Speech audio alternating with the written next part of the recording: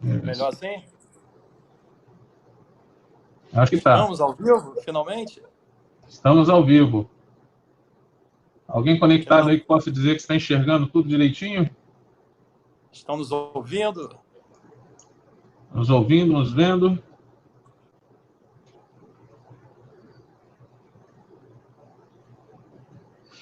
Mestre John, é um prazer falar contigo, meu amigo. Prazer é meu, Dr. Rômulo. Grande monge guerreiro. A luta foi difícil aqui, mas a gente está conseguindo, né? Você sabe que o guardião e o monge são medievais. Com certeza. Uma hora isso tem que sair, né? Tem que sair. O pessoal está posicionado. Estão ouvindo a gente, nos vendo? Conseguem nos ver e ouvir? Quem puder dar um toque aí, agradecemos. Enquanto isso, vamos nos ajustando aqui. Demorou um pouquinho, mas... Mas entrou. Ouvindo bem? Opa, beleza. Estão ouvindo. Estão ouvindo? Estão ouvindo. Perfeito. Então podemos começar, então. Muito obrigado a todos aí por ter tido paciência aí com esses problemas técnicos. Informática é assim mesmo, infelizmente. Né? Gostaria de agradecer a todos aqui, e em especial a presença do grande monge guerreiro Rômulo Felipe, escritor aí de vários best-sellers, né? O próprio Monge Guerreiro, Farol da Tempestade, os morceguinhos. Como é o nome dos morcegos certinho? Fala aí para mim, Rômulo. Fala um pouquinho. Reino dos Morcegos. Reino dos Morcegos. Isso. Meu amigo, eu agradeço pelo convite. É uma honra participar desse bate-papo aí com o nosso grande guardião, um autor que eu considero exemplar aqui no Brasil por toda a sua garra, dedicação à nossa literatura fantástica. Sem dúvida, o autor mais empreendedor e capacitado aí da nossa fantasia. É um prazer, meu amigo. O prazer é todo meu. Inclusive, você dê seu tempo aí. Eu sei que você está bem complicado aí de tempos e prazos. Tá para fazer uma viagem muito boa aí, que eu estou sabendo. Né? Tem a Bienal aí, que também está um pouco complicada aí. Acho que a gente vai falar daqui a pouco sobre o assunto. Né? E também gostaria muito de agradecer aí as belas palavras pela assinatura da orelha do meu livro aí. Eu fiquei muito feliz e tocado pelas tão belas palavras. Quando você me convidou para escrever Orelha, eu não pensei duas vezes, meu amigo, porque é uma daquelas honras que a gente guarda no coração. E realmente foi um prazer participar de alguma forma, introduzir o monge aí no último dos Guardiões. A gente até tem ensaiado aí um conto no futuro aí, quem sabe. Né? Com certeza, essa trilogia é épica, literalmente. Aliás, daqui a pouquinho a gente vai contar para os nossos leitores a possibilidade de, quem sabe, de, num futuro próximo, um livro, um embate entre monge e guardião. Vamos saber quem leva. Pois é, quem sabe um não visita o outro, né? De alguma forma, aí a gente pensa, tem essas ideias mirabolantes aí. Bastian Neville, o monge guerreiro, ou Galaniel, o último dos Guardiões. Isso aí. Pois é, meu amigo. Agora vamos então bater um papo gostoso aí. Você pergunta ou eu pergunto? Quem começa? João, comecemos por você, mestre. Eu queria que você falasse aí para gente, para todos nós, como que está sendo esse círculo aí da trilogia, a terceira edição, episódio, capítulo, o terceiro livro do Último dos Guardiões. Você é um cara que o primeiro livro a gente teve aí, Ressurreição, a gente teve umas 200 e poucas páginas. O segundo pulou 300 e poucas aí. Isso, eu ouvi falar da boca de um guardião que o terceiro agora tem uma brincadeira de mais de 500 páginas. Fala pra gente como que foi escrever esse terceiro livro aí da saga. Bom, eu fechei ontem o número de páginas, né? Serão 544 páginas. Somando os 3 livros, aí passou aí de 1.200 páginas aproximadamente a história total. Para mim é uma felicidade, eu não esperava que fosse ficar tão extenso assim, né? Uhum. O livro tem tido boas críticas, né? O Diego Ribeiro, né, do Estalo, é um excelente crítico aí, um dos maiores críticos da atualidade, principalmente no que tange aí ao gênero de fantasia, né? Gostou bastante Sim. do livro, fez uma resenha excelente, um vídeo também, né, que me deixa muito satisfeito, muito feliz, até porque a gente sabe que o final da história conta muito, né? É uma das coisas que mais fica depois que a pessoa termina, é o final. Então, como ele gostou bastante, eu fico muito feliz. Eu já venho nesse projeto aí em torno de 6, 7 anos, né? Comecei em Certo. 2014 aproximadamente, né? Até uma das lives aí eu explico, falei um pouquinho de como foi o insight, né? Eu estava lá no aeroporto de Aracaju, né? Eu estava aguardando para retornar para Vitória, eu ainda morava em Vitória, e tinha ido fazer um treinamento lá do sistema que eu tinha feito. E eu estava lá no aeroporto esperando o voo, aquela coisa, todo mundo sabe como é que é, né? Nada para Uhum. fazer. Aí olhei para os lados assim, vi uma biblioteca, uma livraria, desculpa, e comecei a folhear os livros, a olhar bastante livros internacionais. Depois fui na seção de livros nacionais. E dei uma olhada, né? E dentre eles tinha lá o gênero de fantasia medieval, fantasia como um todo. E aí veio aquele insight, pô, podia escrever um livro também, né? Tantas pessoas conseguiram aí. Na época o Eduardo Spor estava, né, no auge, ainda está, mas tinha acabado de lançar os livros. E aí eu falei, então vou fazer, né? A gente sempre fica com aquela curiosidade de começar, poxa, se o cara tivesse ido por um lado, se tivesse feito outra escolha na história, né? Então, vou fazer, né? Vou começar para ver como é que é. Comprei um caderninho verde, né, de capa dura, bem pequenininho. Não estou com ele aqui agora, mas outra hora eu mostro de novo. Mostra agora. Aí tá lá embaixo, não dá para pegar. Mas aí Não tá certo. peguei, comecei a escrever, aí o voo chamou, guardei tudo, entrei no voo, continuei a escrever, rapaz, escrevi assim 20 a 30 páginas de texto meio desconexo, só as ideias e tal. E aí, o voo chegou, fui descansar, ver a família e tal.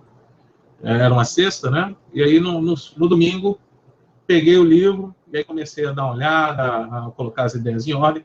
Como eu sou da área de informática, né, eu não tenho muito hábito de escrever à mão. Então, a primeira coisa que eu fiz foi passar do caderninho para o Word. Né?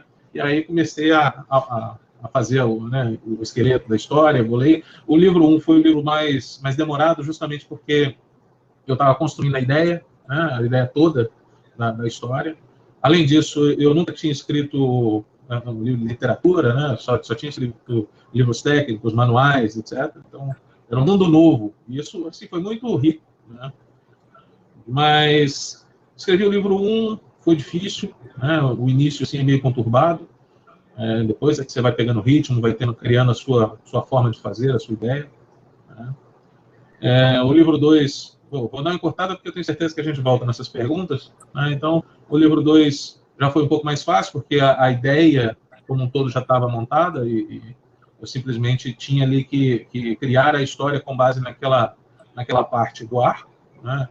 Trabalhando muito com arco curto e arco longo. Né? Cada livro tem seu arco curto e a história como um todo tem um arco longo. Né? E agora esse terceiro, para mim, assim, foi bem interessante. Né? Ele foi um pouco singular, assim, em relação aos demais, porque, ao mesmo tempo que eu escrevia, ia me criando, assim, um certo luto literário, acredita? Mas do lado do escritor. Uma coisa que eu não imaginava que eu ia sentir, por exemplo. Tipo, tá acabando. Né? Quando terminar a história, não vou mais falar sobre esses personagens. Isso foi bem interessante. Né? E ao longo do caminho, certamente tem aquelas empacadas que a gente dá, né? Aquelas coisas. Mas aproveitei a Bienal, né? Com a chegada da Bienal aí, próxima, e falei, não, eu vou dar um jeito de lançar na Bienal. E aí, meu amigo, foi aquela coisa, né? Deadline, a gente dá um jeito, sábado, domingo, feriado, de madrugada, né? Como eu boto na minha biografia, né? De meia-noite às 6 da manhã, enquanto o sistema não dá pau.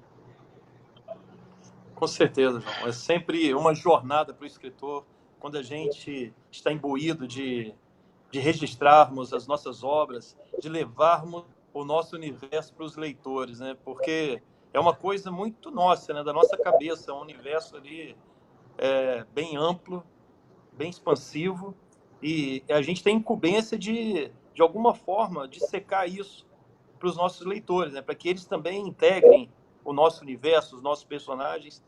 E o último dos Guardiões, ele tem essa mística de magia também, né? Que é uma seara que eu conheço pouco, mas você tem toda a razão quando você diz que ao chegar no final, a sensação que a gente tem é um pouco de perda, né? A gente entrega ao mundo os nossos universos, os nossos personagens, e de certa forma ficamos órfãos das nossas obras, né? Ela deixa de ser sua. Sim. A partir do momento que você publica, ela passa a ser dos leitores, passa a ser do mundo. Esse é o sentimento, né, meu amigo? Sim, até eu te queria, fala um pouquinho também aí do Monge Guerreiro, tenho certeza que você sentiu algo similar, eu sei que, não sei nem se podia estar falando, mas eu sei que talvez não seja não fique só nele e tal, então fala um pouquinho aí da criação do Monge Guerreiro.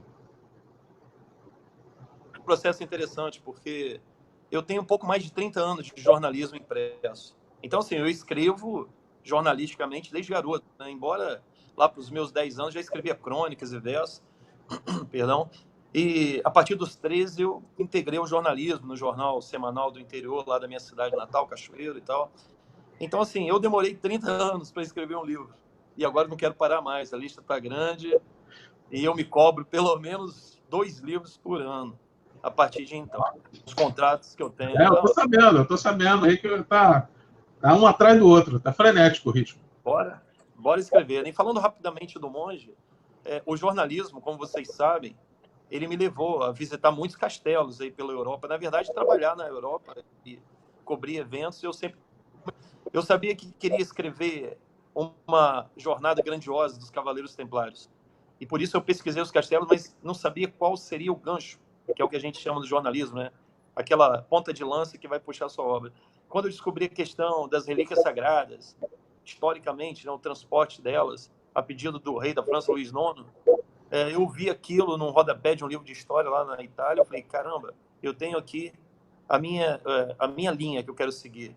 Então, assim, o Monge Guerreiro nasceu depois de uma visita de mais de 50 castelos, de pesquisa de campo, e a história foi ganhando vida, misturando historicidade e ficção. Consegui integrar personagens históricos com personagens fictícios. Tem um carinho imenso. Depois dela, como vocês sabem, dos morcegos, que é um livro delicioso para todas as idades. Eu digo isso até no campo do coração, porque a gente conta a história dos morceguinhos, do reino dos morcegos e dos homens, na Carcassonne do século XIII. E tem uma passagem lá do Zlatan Mondragone, que é o antagonista do Monge Guerreiro, numa versão mais light. É verdade. E, por fim, esse ano, eu me aventurei, o que não é fácil, ao oceano dos livros românticos e dramáticos.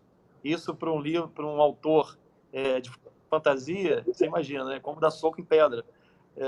É uma flor nascer numa rocha, né?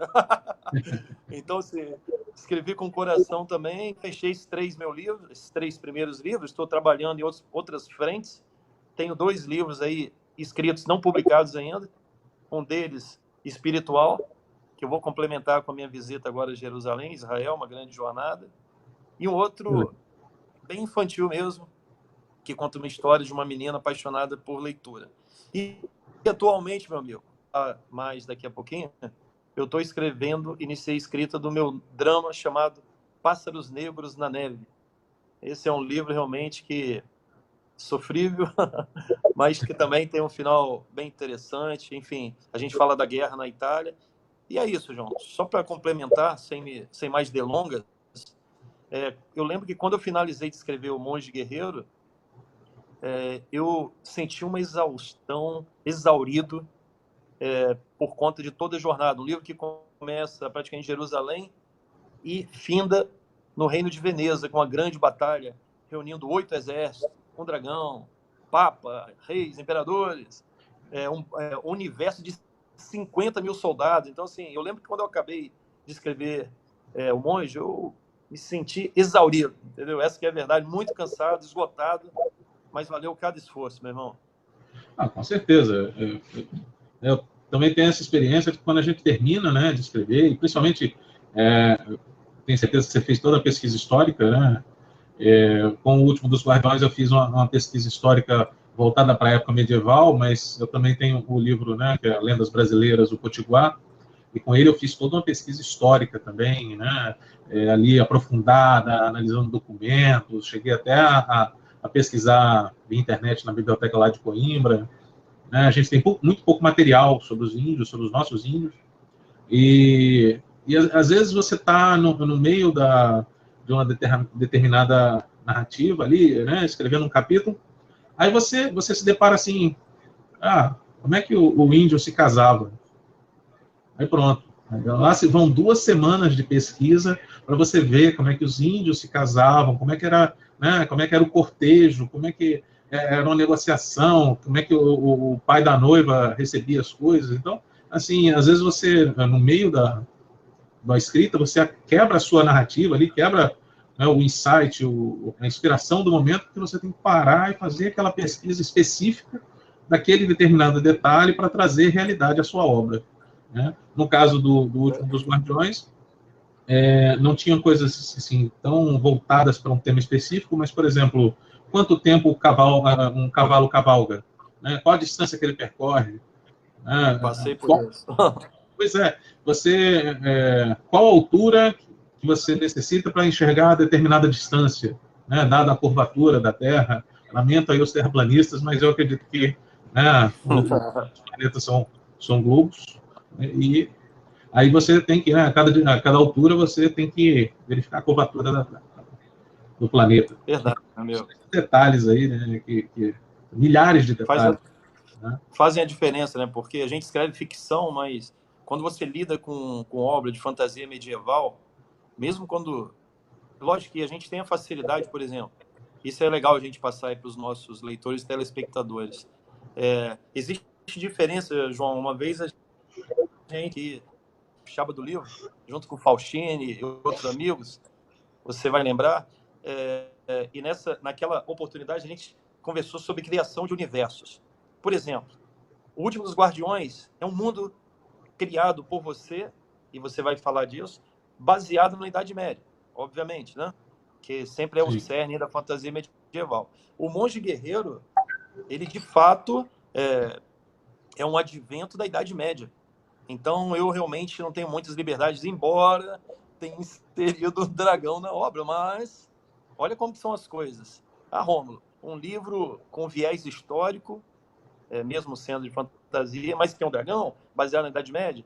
Mas eu lhe digo, o povo medievo acreditava piamente na existência de dragões. Para eles, o dragão representava o mal na Terra, certo? Eles tinham aquela visão da igreja, obviamente. Para eles, o dragão personificava o demo. Conjunto, né?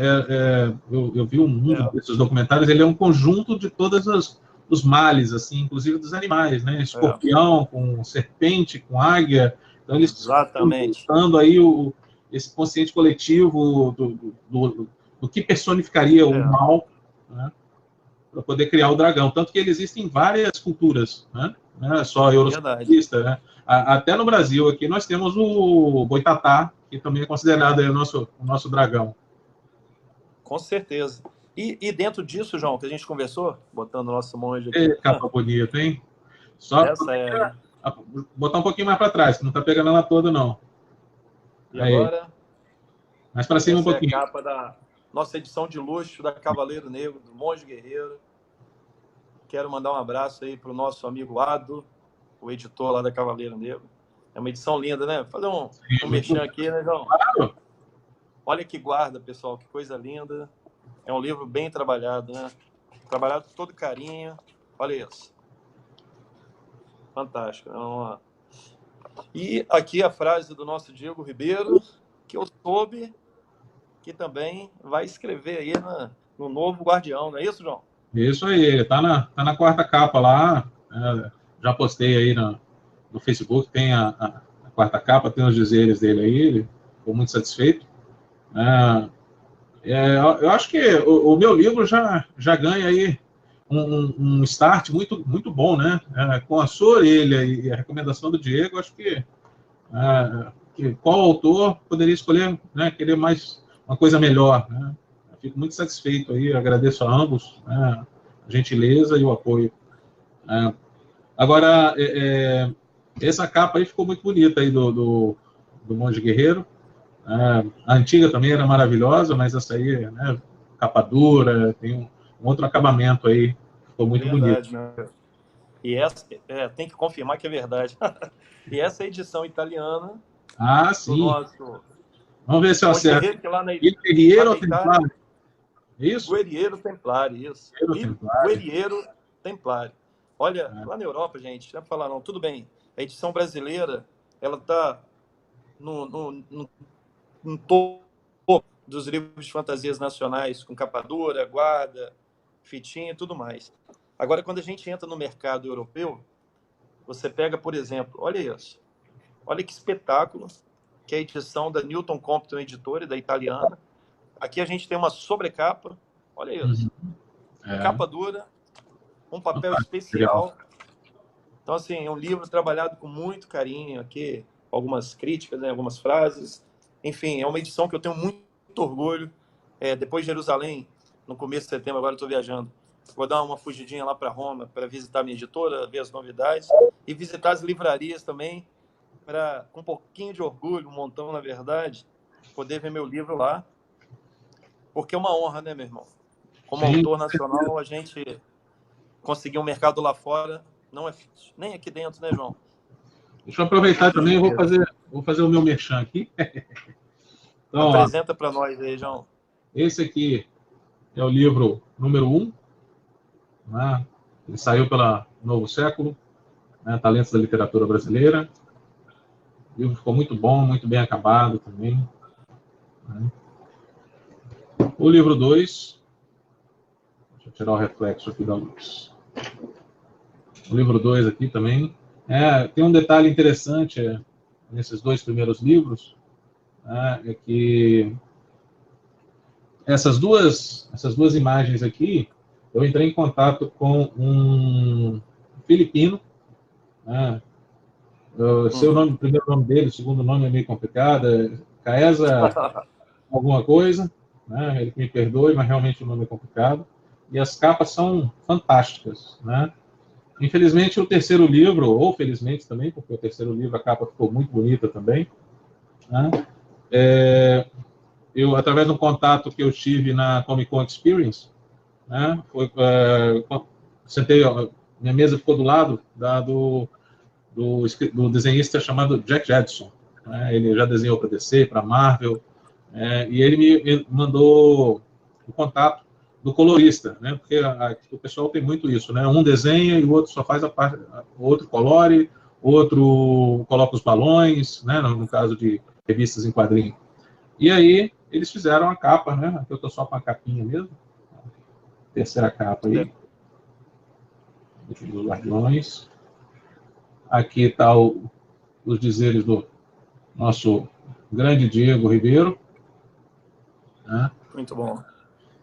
E a sua orelhinha vai ficar aqui. Essa orelha aqui foi uma orelha temporária, quando eu fiz a capa. Essa orelha aí é de um elfo, não, né? De um elfo monárquico.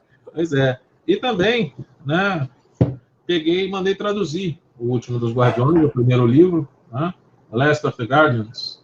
Já tem está lá na Amazon. Né, mandei traduzir o primeiro livro aí. Em breve os outros sairão. E por último, o Potiguar, né, a coleção Lendas Brasileiras. Esse aqui já não é uma fantasia, ele é uma ficção histórica, que narra a luta dos índios potiguara na época do descobrimento do Brasil, né, lutando contra a colonização portuguesa. A ideia da coleção Lendas Brasileiras é representar a nossa história para o nosso povo de uma forma lúdica, né, de uma forma agradável. Então, a ideia é pegar sempre um determinado período da história e criar ali uma narrativa para embasar aquele momento histórico. Né? O primeiro foi com o Potiguar, que foi em torno de 1.530, 1.600.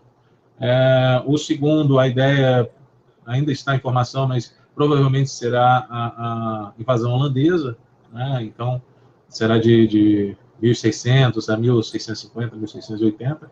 E aí vai ser, se for realmente esse tema que eu vou escolher ainda, vai ser interessante porque a gente vai ver um pouco da ironia da história, né? Porque inicialmente são os potiguaras contra os portugueses, mas na invasão holandesa os potiguaras se juntam aos portugueses para expulsar os holandeses. Então você vê que as pessoas são inimigas de acordo com o período histórico, né? Elas ficam inimigas, ficam amigas e assim por diante. Bom, acho que terminamos os nossos merchans aí, né? Agora, aproveitando o merchan, vamos falar um pouquinho aí do mercado, né? O que você tem achado aí do nosso mercado? Tá meio complicado, né? Mas diga um Ô, pouquinho aí. João, antes de falar do mercado, eu queria mandar um abraço aí para o pessoal do primeiro capítulo, que compartilhou aí, está compartilhando a nossa live. Já tem perguntas lá, hein? Isso é bacana, Não, pois né? a gente está com várias perguntas aqui, né? Eu gostaria de agradecer a presença de todos, falar boa noite para todos aí. A gente tem uma diferença aí de um lagzinho, né? Um período de intervalo entre o que a gente fala e chega até vocês, então a gente vai fazer alguns períodos, né? Algumas pausas e responder algumas perguntas, de tempos em tempos. Isso aí. Ó, mandar um Vamos abraço aí para a aproveitar. turma que está mandando mensagem, João. Não sei se está acompanhando aí no primeiro capítulo, acho que não. Assim, que você está ligado direto na página da live. Mas olha, Bárbara XD, o Super Dedé Guedes, o grande Portos Rolf, Nath Forte, Xande, Liane Ecker, Jefferson Silva, Paulo Cerejido. E o Paulo está falando aqui, ó, Potiguar é uma aula de história. Muito obrigado, Paulo. Fico muito bom, feliz, né? Mas, João, agora respondendo a sua questão de mercado, eu, acima de tudo, eu sou um otimista quanto ao mercado brasileiro, porque a gente tem muito potencial e você não deve descartar isso. Se fôssemos um país pobre, com realmente baixa renda total, a gente sabe das dificuldades das camadas sociais, mas tudo bem. É um país com potencial, um país de mais de 200 milhões de habitantes, cujo índice de leitura ainda é muito baixo, se comparado com outros países, né, mais evoluídos em termos de literatura.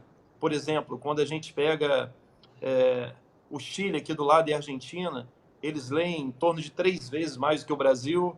E quando você chega, por exemplo, na Noruega, eles leem em média lá 15 livros por ano. E o brasileiro mal chega a 4 exemplares na média. Então, assim, se você falar assim, Romulo, isso é motivo de desânimo? Claro que não. Isso é motivo, sabe de quê? De possibilidades mercadológicas. O Brasil, a gente tem que trabalhar, todos nós, escritores, leitores apaixonados, blogueiros, enfim, admiradores literários. Ei, querida, temos que trabalhar, todos nós, para formarmos uma nova geração de leitores, certo? Um pai e uma mãe que leem para os filhos. Por exemplo, você está educando uma criança ali a gostar de uma leitura. Você pode negociar. Hoje, as crianças gostam de quê?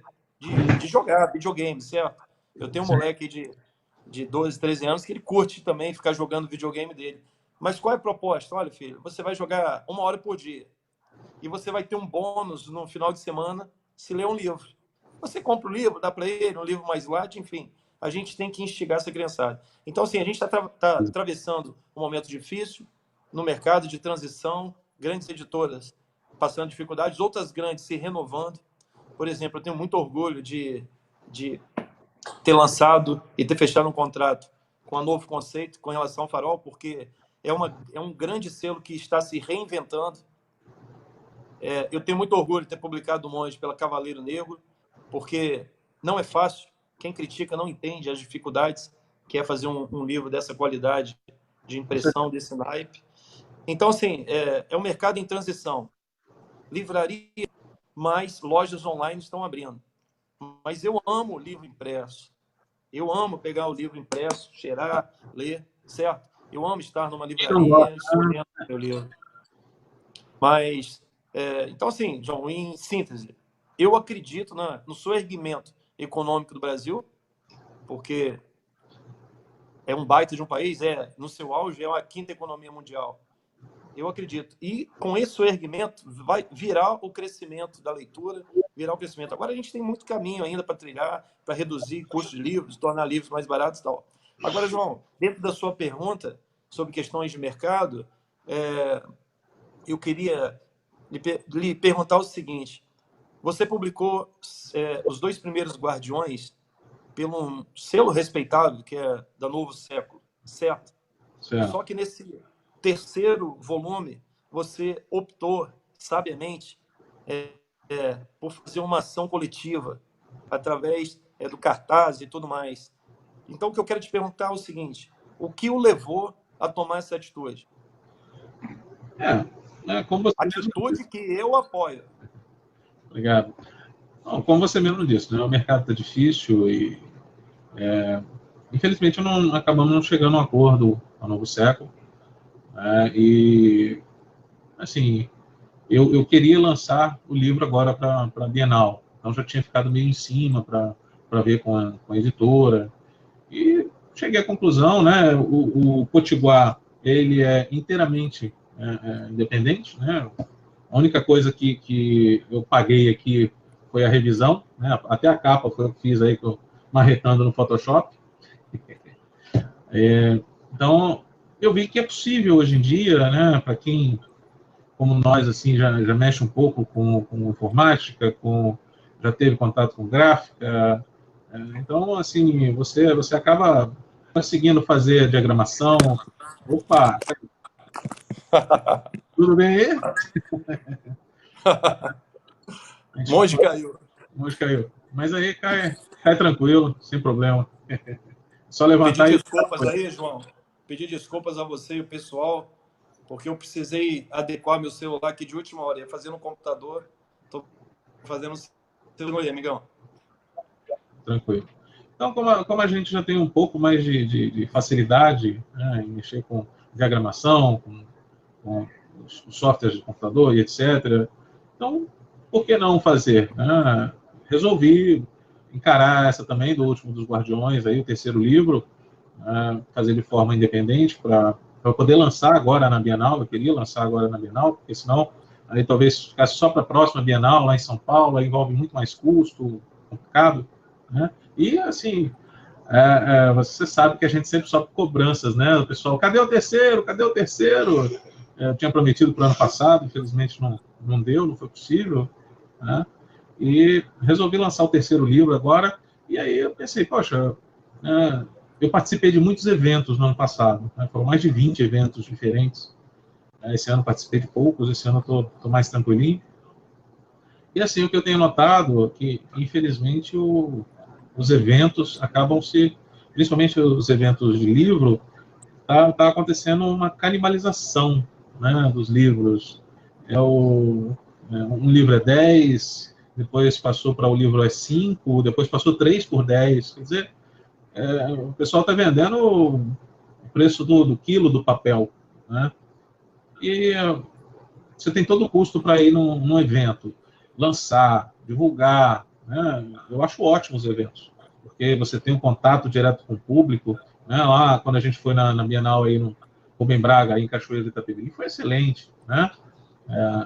Aliás, mal posso esperar para a próxima, né? Teve o Sesc também aí.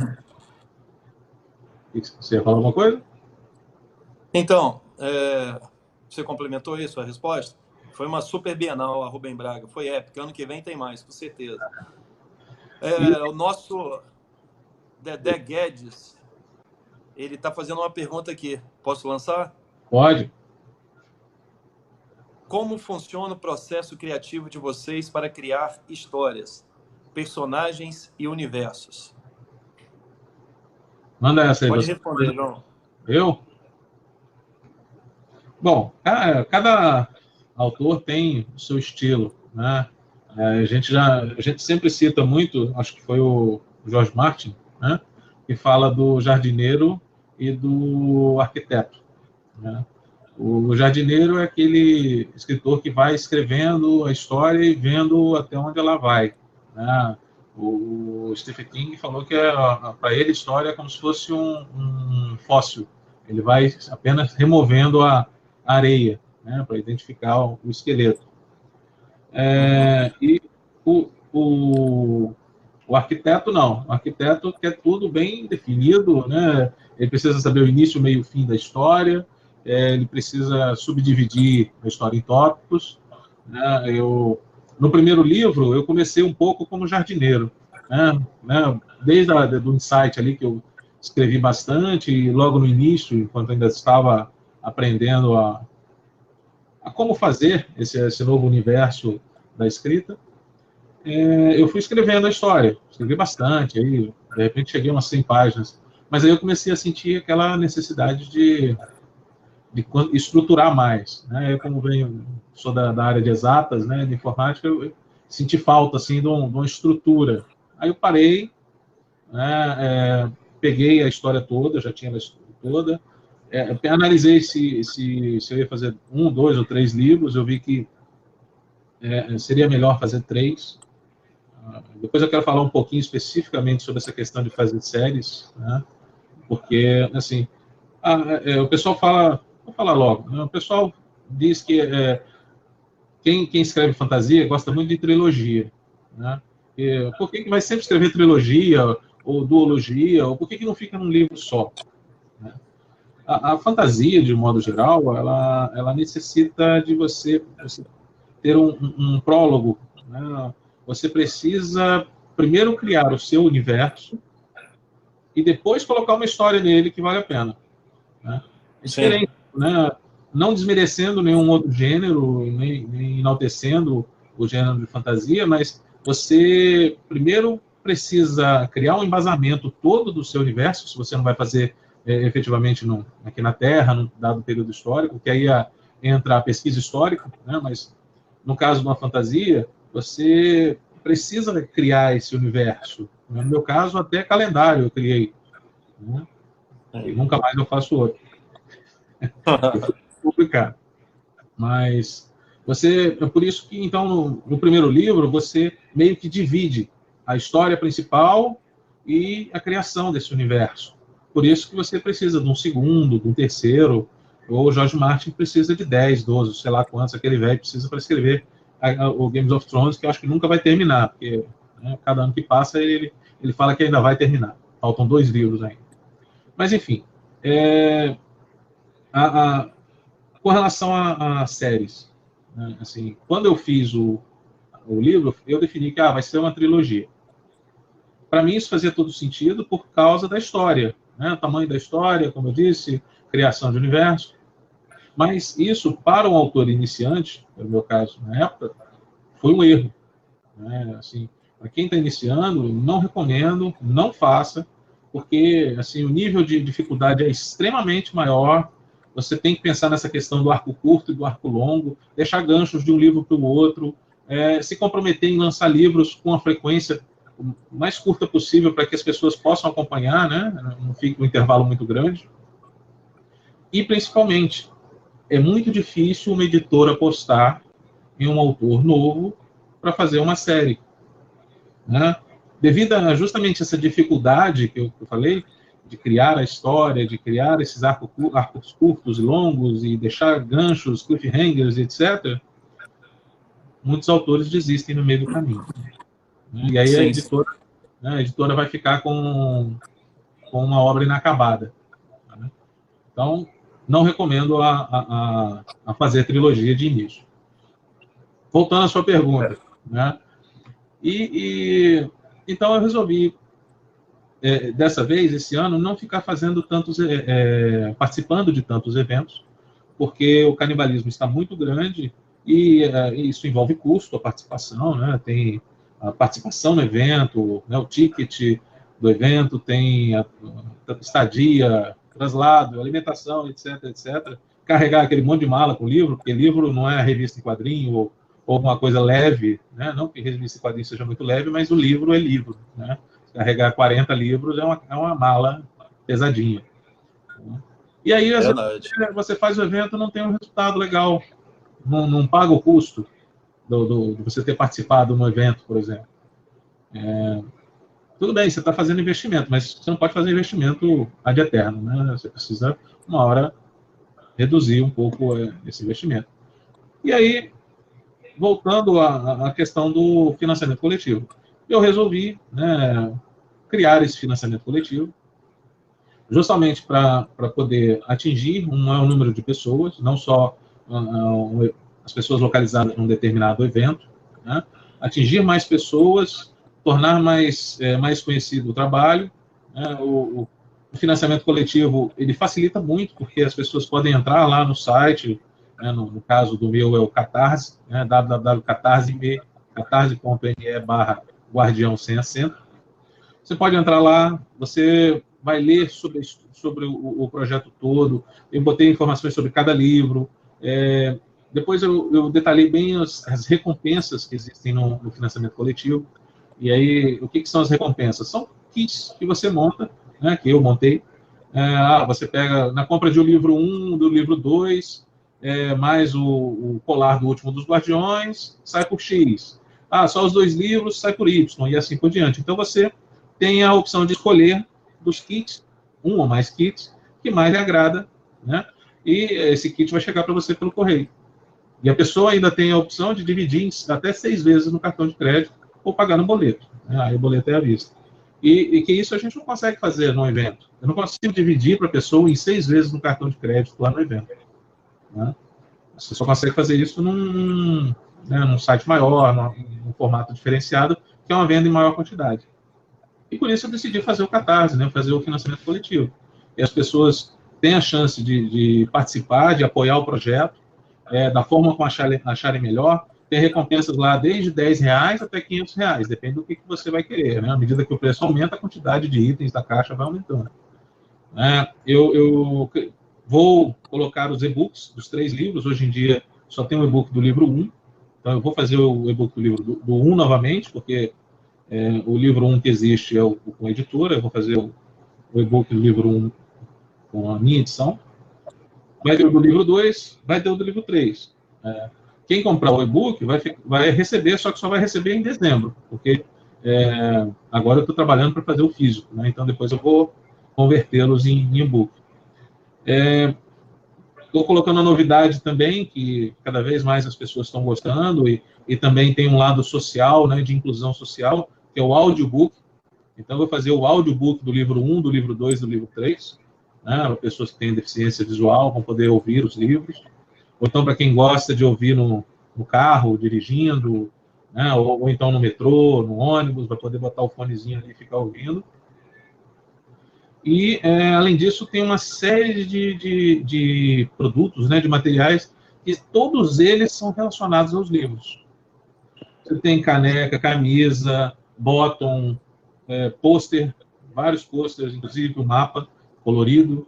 Você tem os colares, você tem o colar do Último dos Guardiões, que faz referência na história do livro. Você tem o colar do Potiguar, que remete à história do Potiguar, né, do índio, dando um colar de penas para a Índia. Você tem os jogos de dados de RPG. Você tem os cardzinhos que eu mandei desenhar. Com cada personagem, são 13 cards com personagens diferentes. Todos os personagens, os 8, mais os vilões da história. Então, os cards ele vem com um pezinho de plástico, que você pode utilizar ele para RPG. Existe um jogo de cartas medieval, que eu fiz toda uma pesquisa como é que eles jogavam cartas, porque tinha algumas limitações em termos de desenho, né, de gráfica, e também de grau de instrução. Então, você tem um joguinho de cartas medieval, que também tem relação com o livro. Então, todos os materiais têm relação com todos os livros. Falando um pouquinho de RPG, né, se por acaso o projeto atingir a primeira meta, eu vou disponibilizar, eu vou antecipar o livro de RPG baseado no universo do Último dos Guardiões. Eu tenho previsto para o ano que vem lançar o sistema de RPG do Último dos Guardiões, né, um sistema de RPG de mesa próprio dentro do universo dos livros. E aí, batendo a meta, eu vou disponibilizar o primeiro livro, que é um livro-jogo. Não sei se você já jogou livro-jogo de RPG. Conhece? Sabe? Não. O livro-jogo de RPG é para você jogar sozinho. É como se fosse uma porta de entrada para drogas mais pesadas, né? Brincadeira, para o RPG. O livro-jogo, você tem uma história, e aí a história ela vai narrando um determinado, né, momento daquela história, e de repente ela para e te faz uma pergunta. Por exemplo, você está numa caverna escura, e você se depara com duas portas. Você vai escolher a porta da direita ou a porta da esquerda? E aí embaixo fica assim: se você escolheu a porta da esquerda, vá para a página tal. Se você escolheu a porta da direita, vá para a página tal. Então, com isso, você vai criando uma árvore de decisões que, dado o mesmo livro, você pode ter N finais diferentes. Você pode morrer, você pode conseguir chegar ao final da história, você pode ter que retornar para o início. Então, isso é bem interessante nesse sentido. Para crianças, para jovens, um exercício de imaginação muito bom. E também vai ter o livro-jogo, o livro dos livros, que é o livro de regras de RPG, onde as pessoas vão poder jogar entre si e analisar todas as regras, né, de poder interpretar os personagens, e cada personagem tem suas características. Falei bastante, hein? Muito bom. Muito bom, John. E só para enfatizar, eu sou um apoiador do seu projeto aí. Vou estar lá no Catarse te apoiando, porque o seu projeto é fantástico, meu amigo. Uma das maiores trilogias já publicadas aqui no Brasil de fantasia. Sobre a pergunta aqui do Dedé Guedes, que você respondeu também sobre a questão do processo criativo, como que a gente cria os personagens do universo, vou tentar responder em 30 segundos. A questão é a seguinte, Dedé e demais amigos.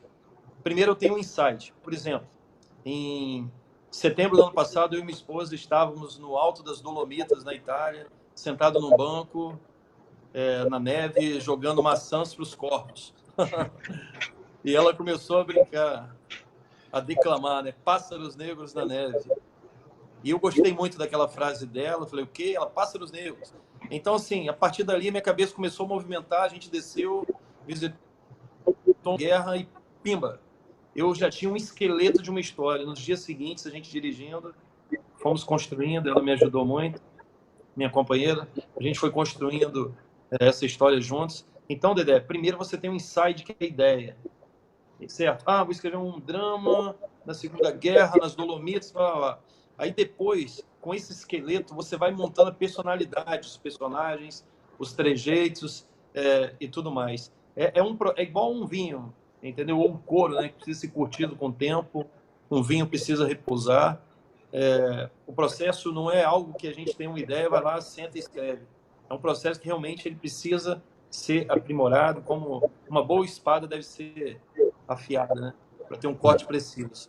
Mas, assim, basicamente é isso, anotar todas as ideias, tudo, das mais absurdas às mais coerentes. E a partir disso, você constrói até chegar num ponto, quando você começa a escrever o livro, você nem sabe se realmente é aquilo, ou se ele vai ganhar outros caminhos, porque um livro tem, às vezes, vida própria. Eu gosto de dizer isso, não sou escritor Nutella, né? Sou raiz. Mas o que eu digo é o seguinte, às vezes o personagem ganha vida própria, e é o que a gente vai responder agora na sequência. Mas antes eu queria mandar um abraço aí para minha amiga Angelita Pessotti, que está acompanhando a gente. Ter a ideia, construir, e você pegar e, enfim, dissecar seus personagens, buscar o perfil de cada um, e durante o processo a gente vê o caminho que toma. Ô, João, só aproveitando, o Portos, ele pergunta o seguinte, já ouvi falar, tem vontade própria, já aconteceu alguma vez com você, de algum personagem se negar a obedecer, seguir o caminho planejado? Vou responder rapidamente para o João entrar em seguida. Portos, com certeza. Um monte de guerreiro, a gente teve isso, não se negar, mas às vezes um personagem sem muita significância na história, que eu deixei ele lá atrás, ele ressurge com força. Às vezes chega num ponto, num determinado capítulo, que determinado personagem que você ama como autor, chegou o momento final dele, nem você sabia. É a morte dele, e é algo que choca o próprio autor. Nem sempre é planejado, eu não costumo planejar morte de personagem, eu deixo acontecer. Então, assim, é o que aconteceu. E você, João? Seus personagens, o Galaniel é muito desobediente? Bom, assim, eu acredito que os personagens, eles têm a sua individualidade, né? Você cria ali as características daquele personagem e você acaba meio que preso por aquilo, né? O personagem, se ele é bom, ele não pode simplesmente ir lá e matar um outro personagem sem um motivo muito forte, né? Ou então ele é honesto e não pode ir lá e simplesmente roubar, né? Então a gente fica um pouco preso na própria característica que você criou para aquele personagem. E às vezes você traça uma linha da história e essa linha começa a divergir, né, ir para outro caminho. Você está aqui, a ideia é seguir reto, mas a história vai levando para outro caminho, e às vezes você não consegue voltar exatamente para aquele ponto, porque isso você teria que fazer alguma coisa nesse sentido, você teria que desrespeitar aquele personagem, fazer alguma coisa que o personagem normalmente não faria.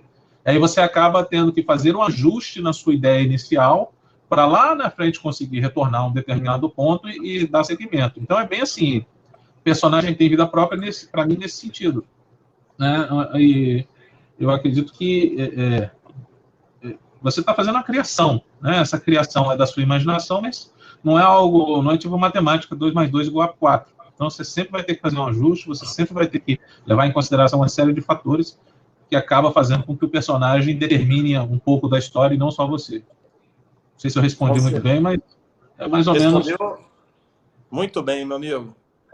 Temos uma pergunta aí Você ia falar nesse ponto? Não, então. Eu ia falar a próxima pergunta. Os personagens. Fala aí. Não, então, quero aproveitar, João, antes de fazer mais uma pergunta aí da turma. Mandar Rayane Tomazini, Rodrigo Vargas de Almeida e Nádia Forna, que está acompanhando a gente aí. Uma turma grande acompanhando. Olha, tem uma pergunta para você, mais uma para você aqui, bombando. Ninguém quer perguntar um monte, estou zoando. Paulo, que isso. Perguntando o seguinte: a narrativa dos Guardiões tem muitos momentos que intercalam o presente e o passado. Em um filme ou uma série, é sempre uma mudança da imagem, com cores ou efeitos para deixar claro o momento. Qual o segredo para fazer isso em um livro, mestre John? Bom, você pode utilizar vários formatos, né? Eu utilizei, no último dos Guardiões, eu usei o capítulo.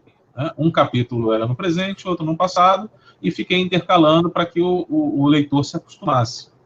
Né? No livro 3, existe algum aspecto nesse sentido de linhas narrativas separadas e tempos separados, e eu fiz, além de especificar capítulos separados, eu me utilizei daquele pequeno desenho, deixa eu colocar aqui mais perto, esse desenhozinho que a gente coloca em cada capítulo, para esse aqui do Potiguar, que o livro 3 ainda não está pronto, eu botei um desenho diferente. Então, a pessoa vai conseguir identificar, não, essa linha narrativa aqui com esse desenho representa tal história. E esse outro desenho representa uma outra história. Então, eu criei, além da separação em capítulos, eu criei uma marca visual que a pessoa vai conseguir, não, esse aqui é da linha tal, a linha temporal tal, com os personagens tais. E esse aqui já é outra linha temporal. Agora, assim, uma recomendação também para quem está começando, tome cuidado com linhas temporais, elas são muito difíceis de você conciliar, né, e fazer com que elas casem. Né?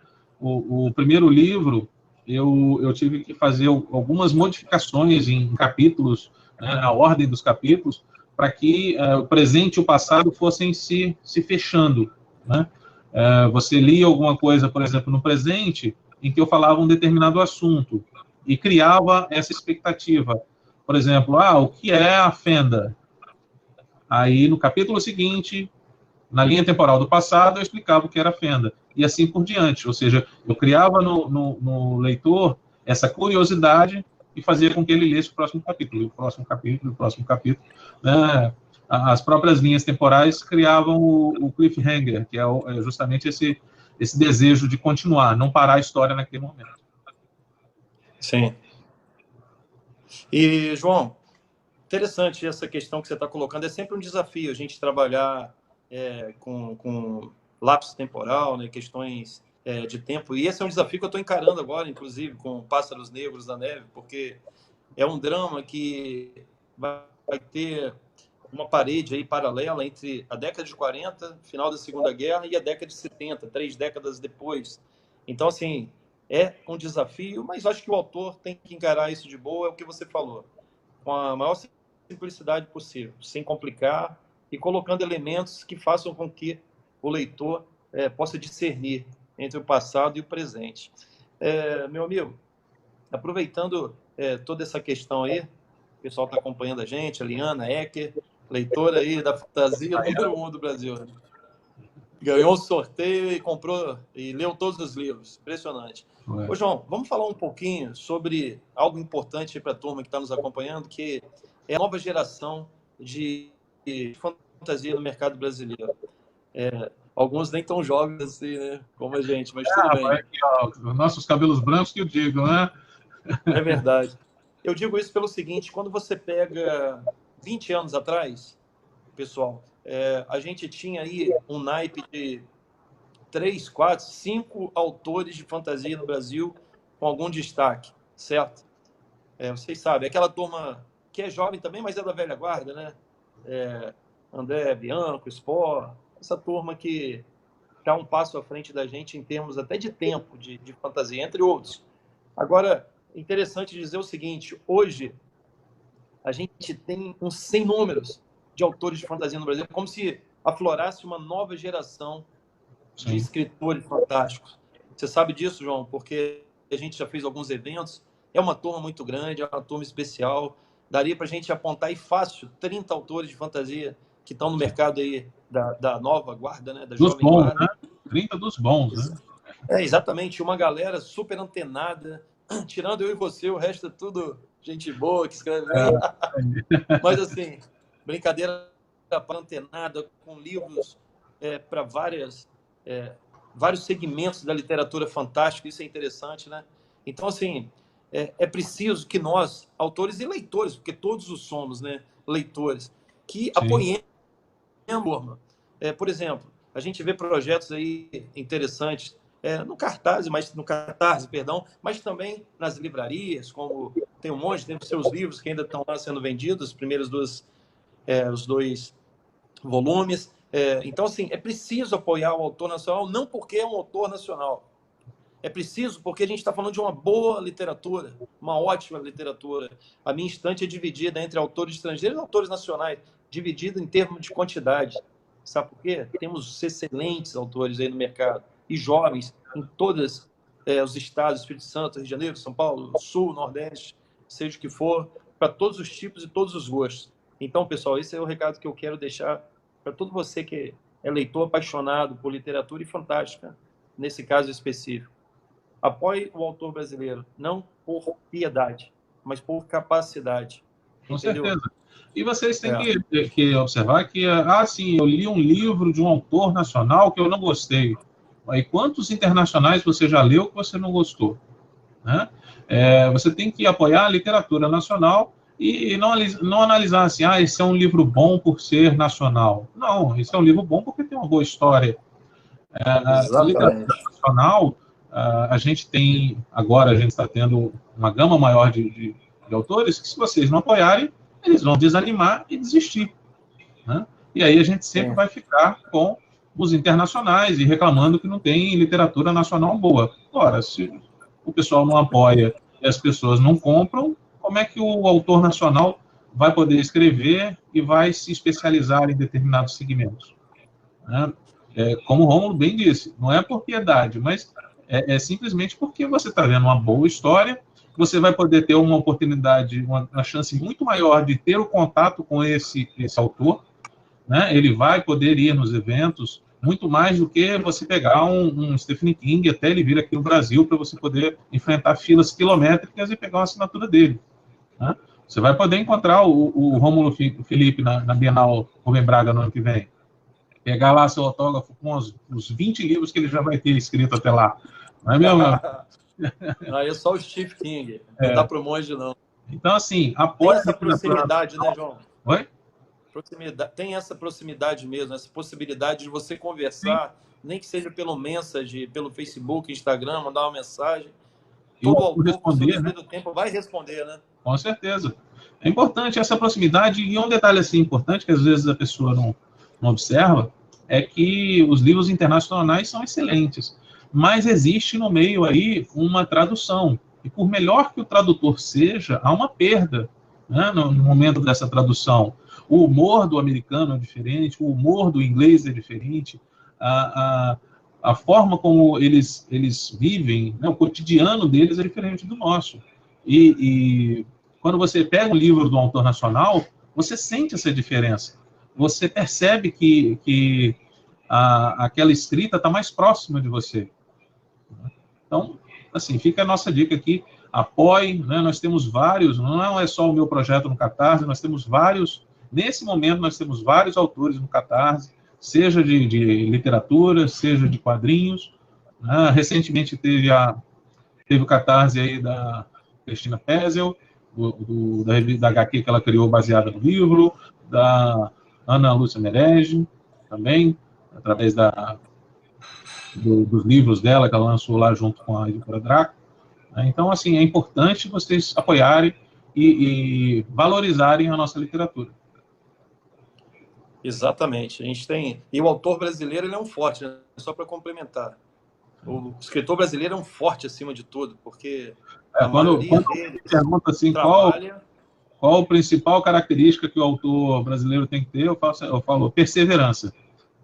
É isso aí. E às vezes o que ele quer, no geral, é, poxa, algumas palavras, uma pequena resenha, um pequeno comentário do livro dele. Eu estou falando até no geral, né, generalizando.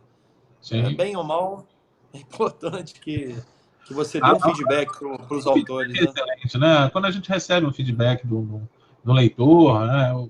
Ou você está conversando diretamente com ele no evento ou numa rede social, é legal você ouvir o feedback, o que ele achou de determinada cena. No meu caso, que foi uma série, o que ele achava que ia acontecer com determinado personagem, que eu ainda nem tinha escrito na época. Então, isso é muito rico, isso é muito satisfatório para o escritor. Escrever é um ato solitário, né? Então, quando você tem esse feedback, você fica muito satisfeito. Com certeza, João. João, então, uma vez finalizada a trilogia, eu acho que você vai dar um time aí para, de repente, respirar novos ares, né? Fechou esse arco aí da trilogia. Qual que é seu próximo projeto imediato? Imediato rapaz, ver se esse Catarse vai para frente aí, o pessoal apoia e tudo mais, mas, assim, em termos de fantasia, eu vou dar um tempo. A trilogia do Último dos Guardiões vai ser minha série de fantasia por um bom tempo. Mais para frente, pretendo dar continuidade, né, à coleção de lendas brasileiras, como eu disse. Né? A ideia é que sejam vários livros, né, até chegar próximo dos dias atuais, mas ainda não tenho datas. Existe esse projeto para o ano que vem do RPG baseado no Último dos Guardiões, mas não é uma literatura per se, né? É toda uma estrutura de jogo voltada para o universo do Último dos Guardiões.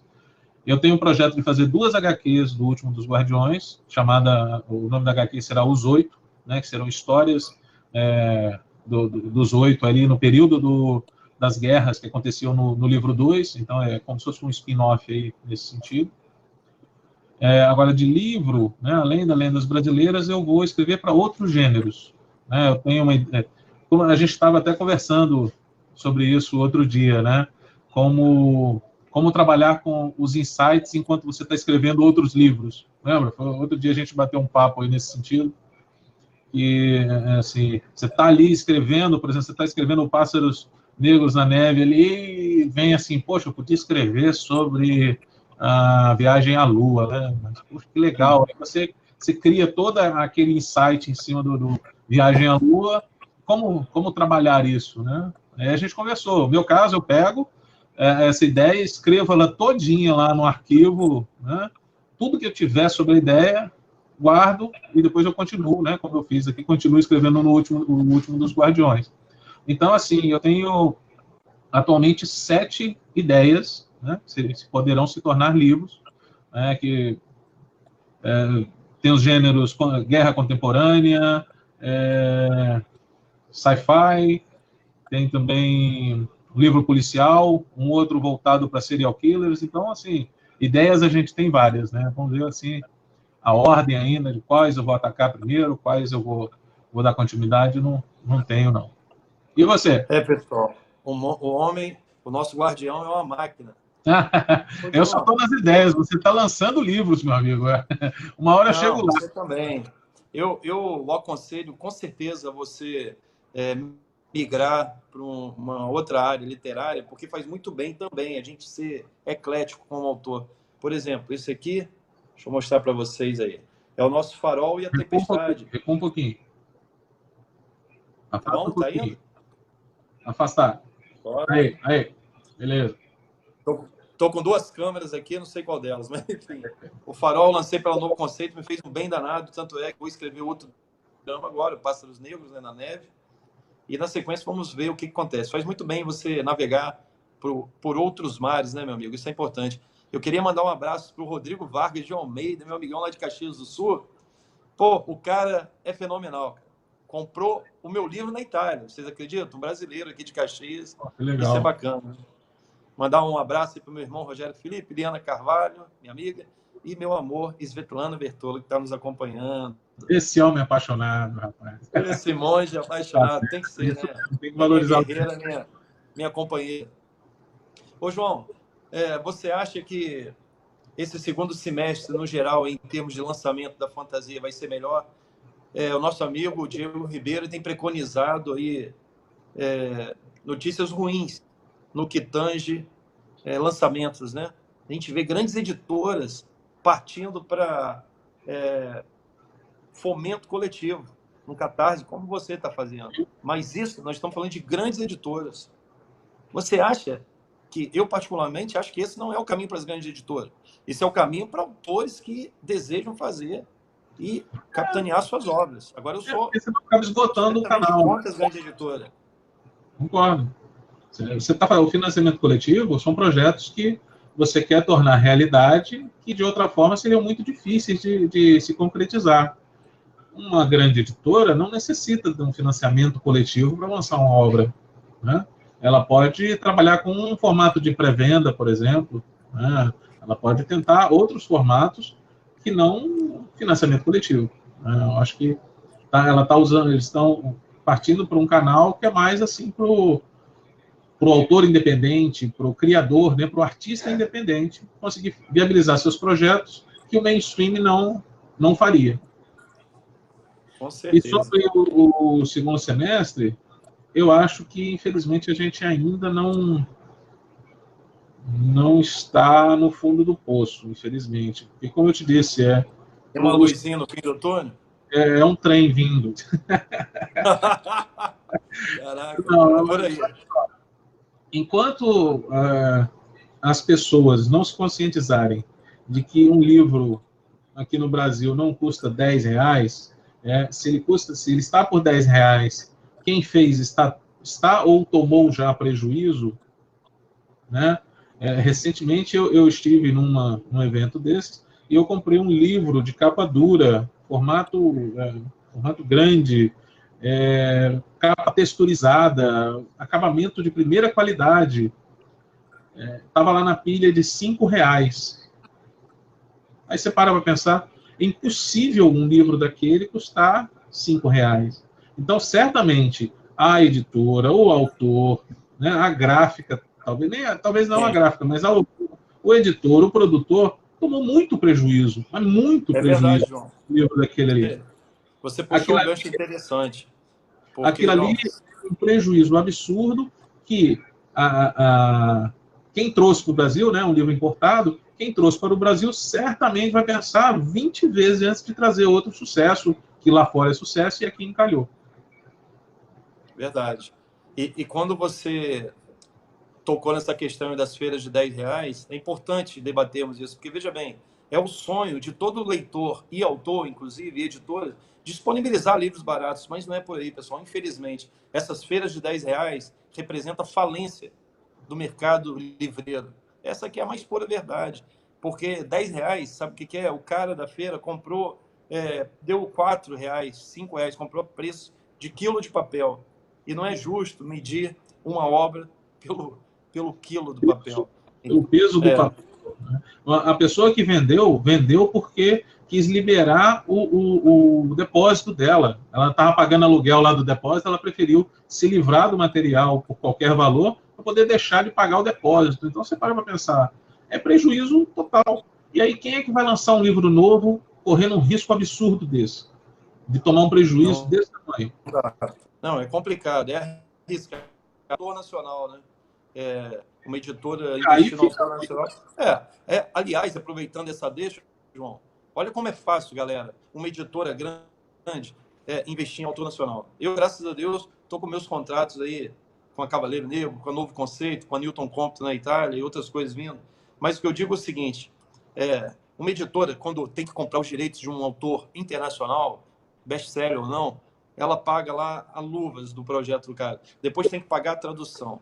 Então, eu costumo dizer o seguinte, o investimento em um nome que não representa necessariamente sucesso no Brasil, um nome internacional, poderia ser transformado em 6, 7, 8 autores nacionais dentro dessa editora.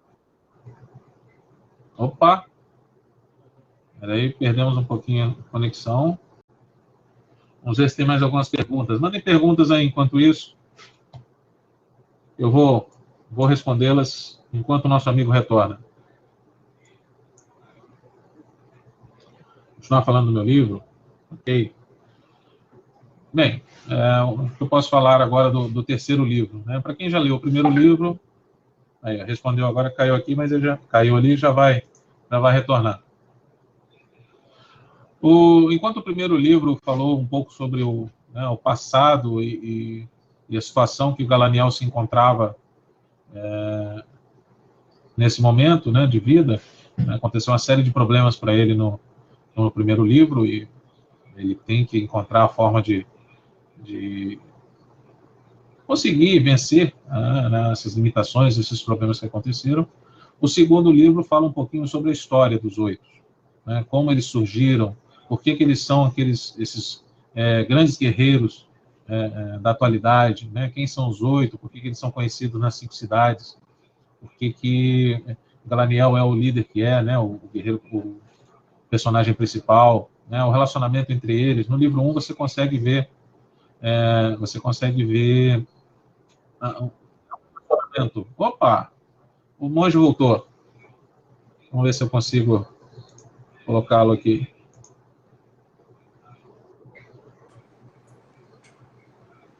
Tô de volta, meu amigo. Tá de volta? Mas você tá azul, rapaz. Por enquanto você tá... Não, ainda não.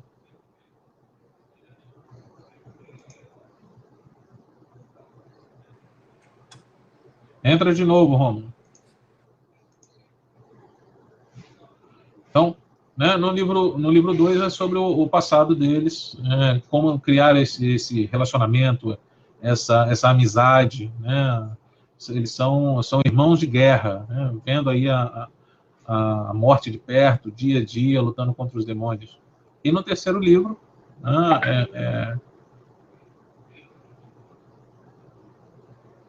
só um minutinho, está falando alguma coisa aqui.